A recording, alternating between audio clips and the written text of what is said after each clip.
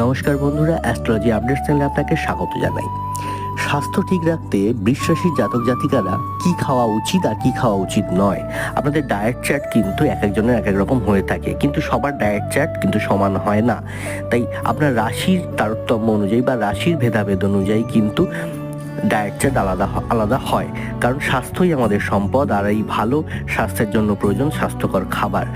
তাই রাশি অনুযায়ী কি খাবার খাবেন, বৃষ রাশি জাতক জাতিকাদের কিন্তু প্রধান উপাদান হচ্ছে পৃথিবী। সেই জন্য তাদের খাবারে এমন কিছু খাওয়া উচিত যাতে থাইরয়েড নিয়ন্ত্রণ থাকে।